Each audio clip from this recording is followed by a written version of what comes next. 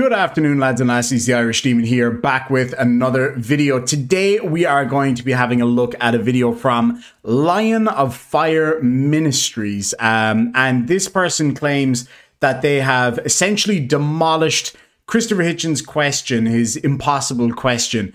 We are going to have a look at that. I sincerely doubt that that is the case. I have not yet watched this video, so I'm not really sure what is contained within it. Mrs. Demon found this for me and sent it to me. So we're going to have a look at it right now and see if indeed they have debunked Christopher Hitchens. So here it goes. Let me just get this started. Various pastors on radio and television all up and down the country. Not yet an answer. I also have a wager that I put to the religious in these cases. And you may be interested to know that I've tried it with everyone from the guy who founded Bush's faith-based initiative, Mr. Olasky, to various Baptist pastors, a Buddhist nun, a rabbi, charismatic Catholic, various pastors on radio and television all up and down the country. Not yet an answer from them. It's simple. You have to name or cite a moral action performed or a moral statement made by a believer that could not have been made by an atheist. That's all you have to do. I think that's a very reasonable challenge. I would say that there is essentially nothing that we as a society, whatever that society may be, would say is moral that I can't do but a believer can do. I would suggest that we all have a certain moral compass, be that given to us by our religious faith, our upbringing, or societal pressures, whatever they may be. So yeah, I would say that there's essentially nothing that a believer can do that an atheist cannot. Anyway, moving on. And it cannot be done. The first problem with this question is that Hitchens uses the word moral in a way that suggests a uniform standard which all of his audiences understand and accept. Not necessarily. I think for a lot of people, morality is relevant in different people's individual situations. So whether you're talking about objective or subjective morality, it purely depends on the situation. But we'll dig a bit deeper. But this is actually objective morality, which undermines his position as an atheist. Not necessarily. He didn't use the term objective morality, first of all, just to clarify. Christopher Hitchens was a pretty proficient orator, and I don't think he needs you to put words into his mouth. I think he was pretty good at doing that for himself. But so I think we're already starting off on a false premise here, that you're assuming that he meant objective morality when in fact he used the term morality and didn't suggest which type of morality or in what circumstance. I think when anybody refers to morality, they mean morality on the grand scheme of things globally, what is accepted. Most cultures would accept similar systems of morality, not killing each other, etc., etc. But anyway, we'll move on. Objective morality requires an objective moral lawgiver. Based on what? Based on what? Objective morality in the situation of humans from an evolutionary perspective is a result of what society deems appropriate and not appropriate. Be that due to religion or secularism, we decide as a community what is acceptable and what is not acceptable. Hence, different religions or different groups of people having different moral standards. That's just the way it is. What may be acceptable in Islam may not be acceptable in Christianity. What may be acceptable in one form of Christianity would not be acceptable in another. For example, worshipping saints in Catholicism would not be acceptable to a Southern Baptist, for example. So no, I don't believe that there has to be any lawgiver. I think we generate those ourselves as a community. And again, that would be proven by the fact that different communities in different parts of the world have a different perspective on what morality is and what it means to each individual group. So anyway, moving on. Otherwise, all morality is subjective. It is a human construct and it is subject to personal preference. Not necessarily personal preference. A human construct Not really. It is something that it's an emergent property of human growth as a community, as a species. It's important for who and what we are. Morality is what allows us to work together for a common goal, essentially. And if we all decide as a group that one particular thing is bad, we can attribute that to a god if we want to, as they have done for millennia, time and time again. All different types of gods, and we know what we accept to be good now might not be acceptable as good in a couple of hundred years. And likewise, what was acceptable 500 years ago is not acceptable now. For example, I assume you're a Christian. Yeah, Christian destroys atheist. So anyway, I assume you're a Christian.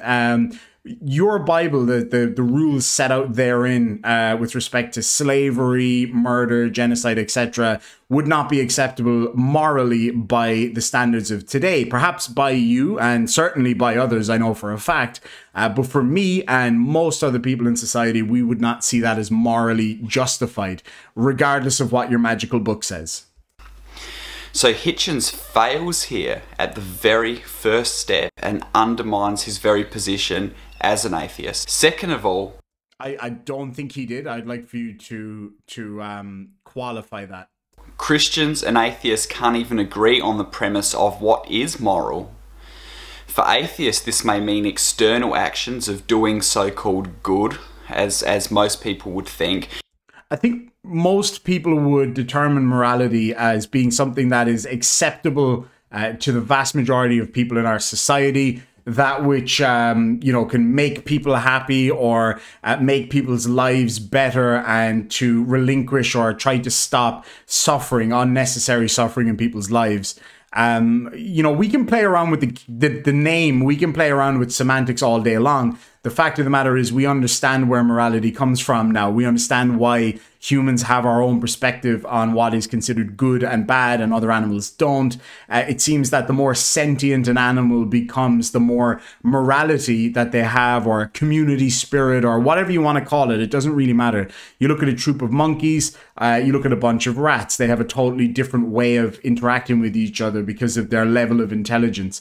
For example, pods of whales, incredibly intelligent, show a lot of compassion for each other. They will defend each other. Other adults in a pod will defend the babies, etc. So as we become more intelligent, different groups of animals become more intelligent. They seem to show what appears to be the early stages of morality and that community building, collective that we all show. But again, so let's. I'm just going to go back a little bit. External actions of doing so-called good, as most people would think.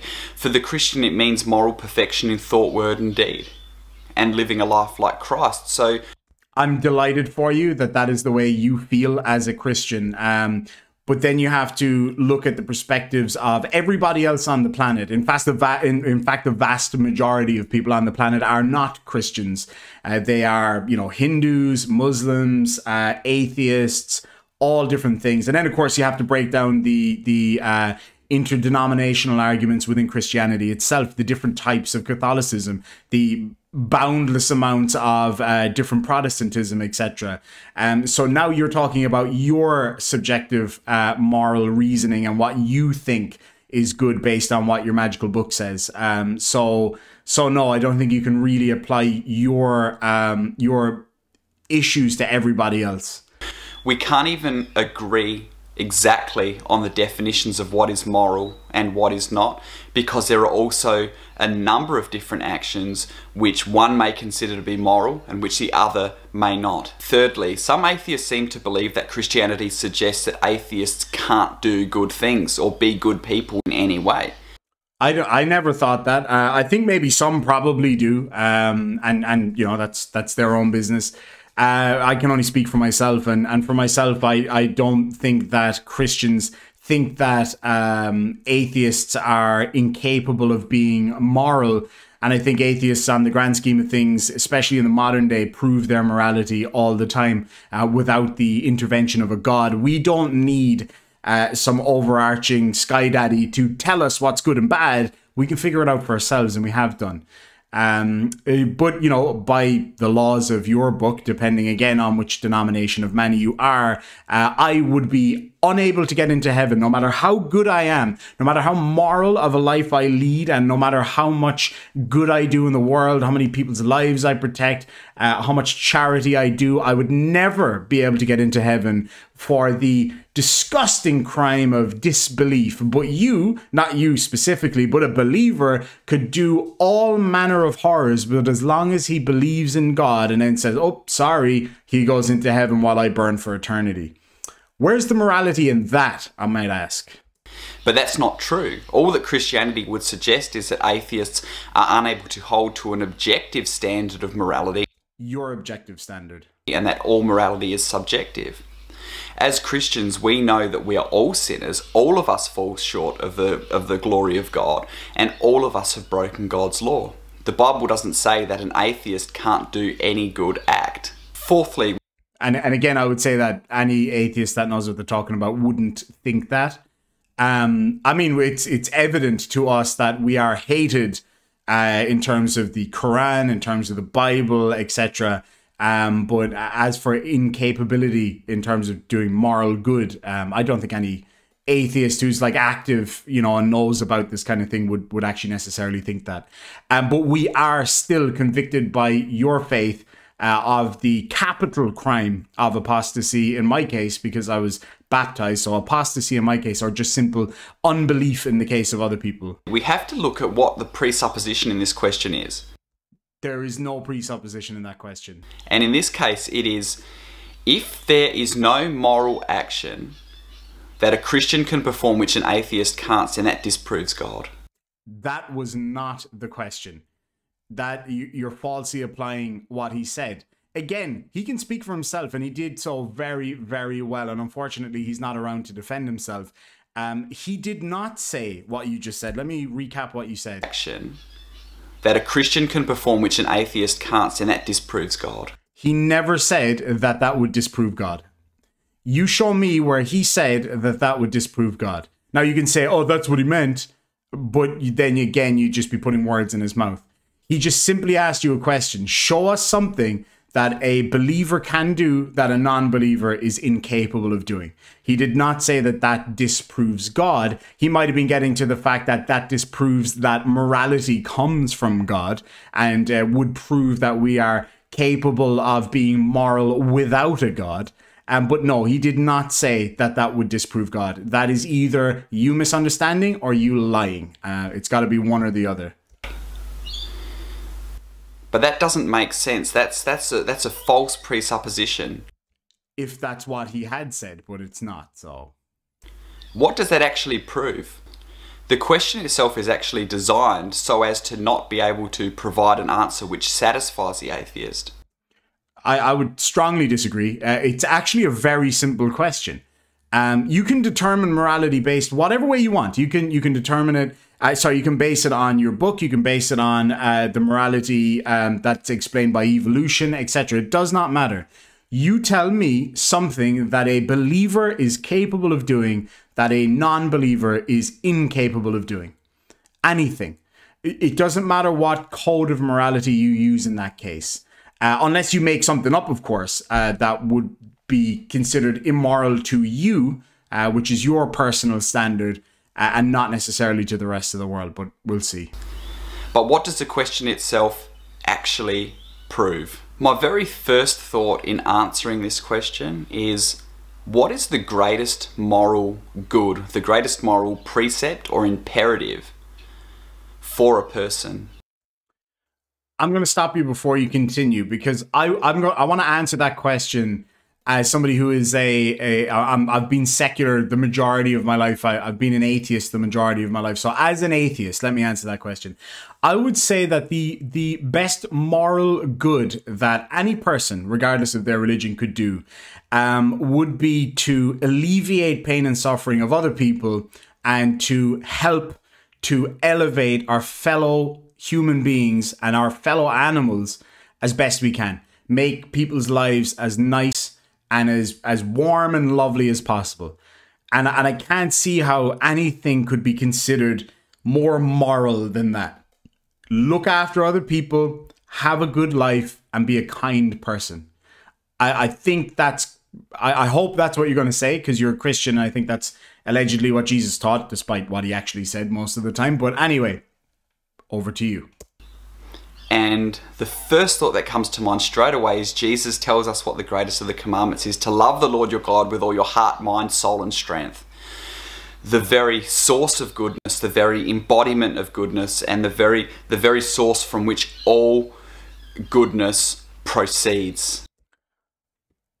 I'm disappointed in you, sir. I don't know you. You seem like a very nice person, but I'm disappointed that you would find on a scale of morality, again, you know, across all borders, doesn't matter, from the lowest levels to the highest levels of morality, that you would consider loving a deity as being more moral, or a higher moral standard than loving your fellow man and respecting different people and making people's lives better. You know, respecting animals, like, you know, all the nice things that we all do, regardless of our level of, you know, godliness or whatever the case may be. So, you know, protecting yourself from thought crime being more moral than making people's lives better is disappointing, frankly. Anyway, but you know, I grew up in a Catholic area, and I guess I was taught from the Catholic perspective about what Jesus said and did allegedly, and we were given this nice hippie vibe Jesus, like, you know, it was just all about be kind to each other and blah blah blah blah blah. We were never told any of the bad stuff, of course. That's what I thought Christianity was meant to be all about, but evidently not. You have to love this deity more than anything, and that's the most moral thing you can do. Disappointing, frankly. So to reject the morally perfect God is to reject morality itself, and is in itself an act of immorality. So every single person in the world that rejects your specific God, again, just within your own kind of clade in religion, within Christianity alone, there are probably, at a guess, 1,000 different denominations that would not hold the exact same belief structure system as you do. So they're all immoral, just for a start. So you're the moral one. You are the moral one. Everybody else is immoral. All the Hindus in the world are evidently all immoral now as well, because they don't believe in your God and they don't hold this love, which makes them immoral. The Muslims maybe not so much, because I know they believe in Jesus, but certainly not the way you do, so they're all immoral too. All us atheists are either way, because your book would have us, you know, killed for our beliefs in any case. So essentially everybody in the world is immoral except those of you, that small little group that believe this one specific thing. And again, regardless of the good I or other people do in our lives, if you know, I was to drop dead right now, God forbid, and I was to go to the pearly gates and they go, oh, you've done, you know, lots of charity work, you make people laugh all the time, you're good to your family and your ooh, you didn't bow down and kneel before our Jesus. Sorry, man. Gotta go to the back of the queue. Actually, you know what? Just go straight to hell. That's probably the best thing for you. But what about all the good stuff I've done, St. Peter? Doesn't really matter. Hey, you there, the guy that murdered loads of people in a genocide. You believe in God, right? Yeah? Oh, yeah, okay, come on in. That's a place I'd rather not be. I'd rather be down in hell with the fucking strippers and weed. That sounds way more fun to me. But anyway, moving on. To reject moral perfection and its very source is the ultimate form of immorality. That's completely your perspective. You just saying that doesn't prove anything. I can say that the absolute immorality of the world is using Windows instead of Mac. You cannot come back from that unless you accept Mac as your one true computer. And if you don't, well, I'm sorry, you're going to go to the fiery depths of hell, or, you know, Apple Store or whatever. Moving on. The atheist won't accept this answer, that to love God with all your heart, mind, soul, and strength is a moral action which a Christian can do, which an atheist cannot do. Because we do not see loving something that you can't prove above everything else as being moral necessarily. Now, that being said, I do accept that it has potential to be a moral act. I'm not saying that it is immoral to love a God, be it imaginary or not. I wouldn't suggest that at all. You expressing love for something is, I would say, ultimately a good thing. You probably get a lot of pleasure from that. I don't mean that in a nasty way. You probably get a lot of pleasure from that. So I would say that that's not immoral. So I would accept that that is something that you can do that I cannot. Now, whether or not that is a moral thing and me not doing that makes me immoral is a different question entirely. You're talking about your book or your beliefs tell you that something is moral, and therefore anybody who doesn't believe that is immoral. So you're starting from a very unfair premise.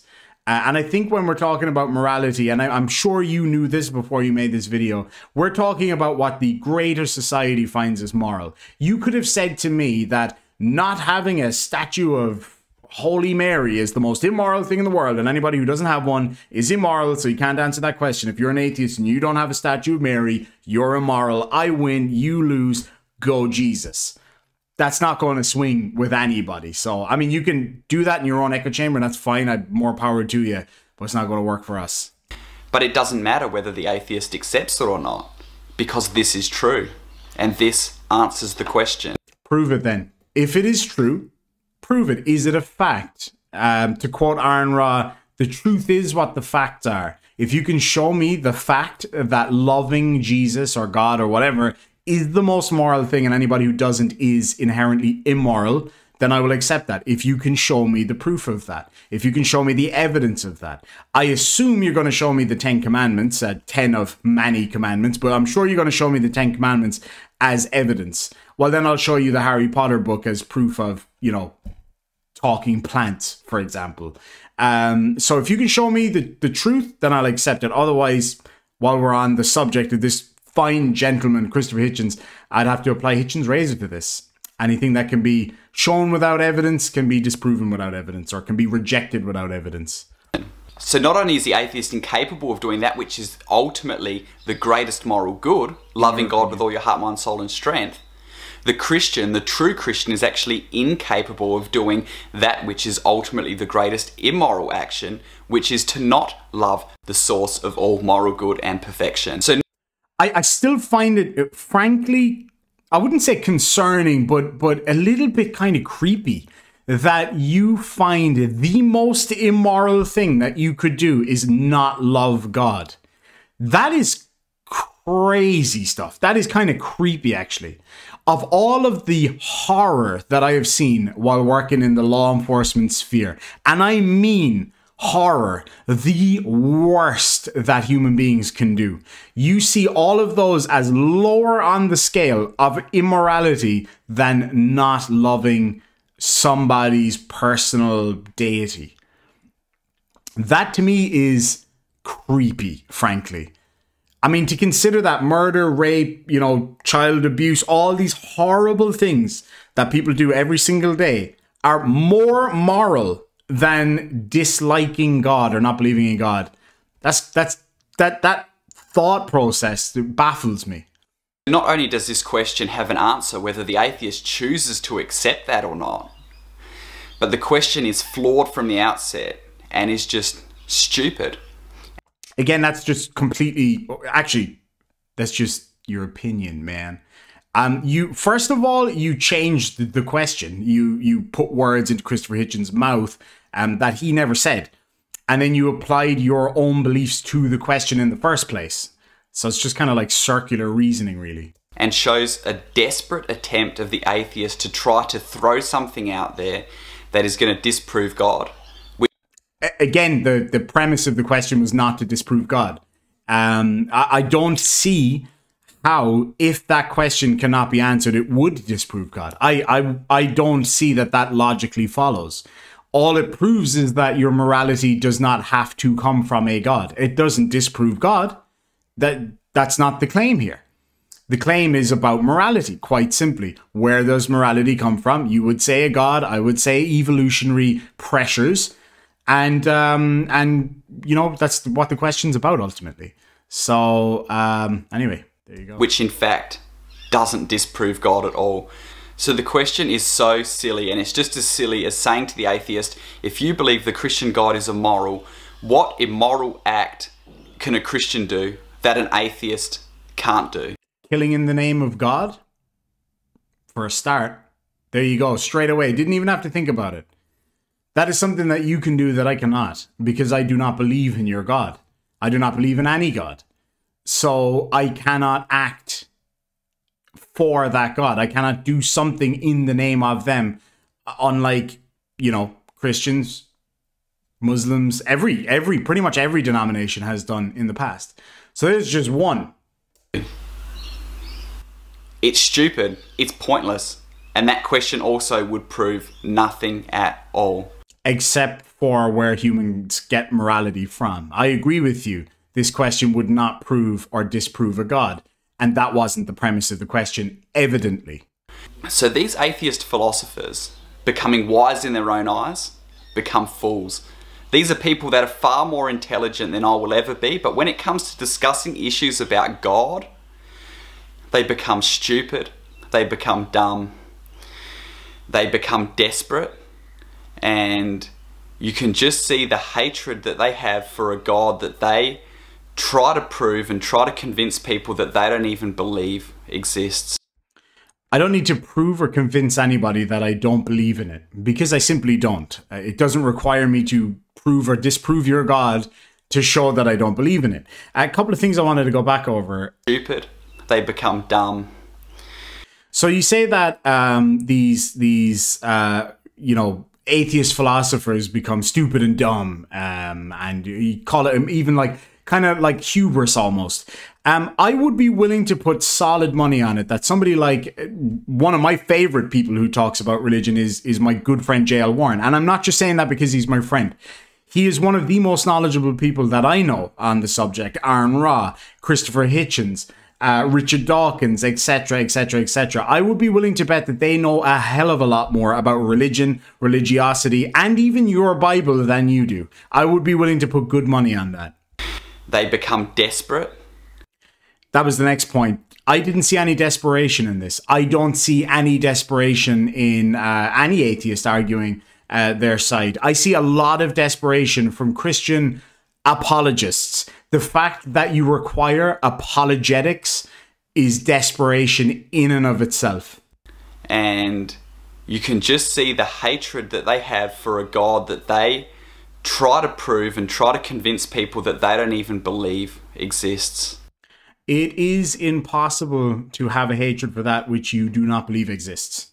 Again, I do not hate God because I don't believe God exists. What I hate is when people kill each other in the name of what I believe to be an imaginary being, or abuse people, or, you know, put people down and do all these horrible things in the name of whatever God it is you choose to, you know, believe in.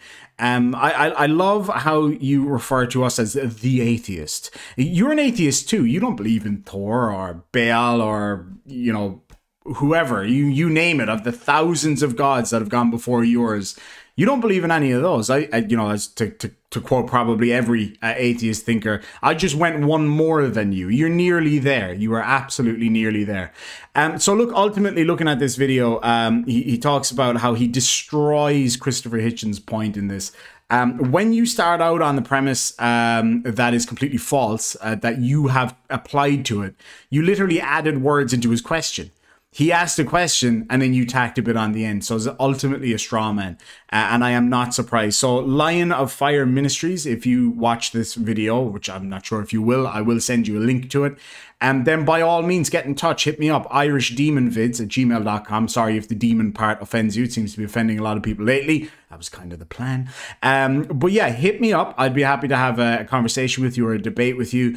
I don't believe you're a bad person at all. I just feel that your views or your belief system is extremely flawed, especially when it comes to the point of holding, you know, love of a deity, whoever it may be, above all else in terms of morality. To me is quite confronting, actually. It blew me away. I did not expect that. I thought it was going to be more about Christian love for everybody else.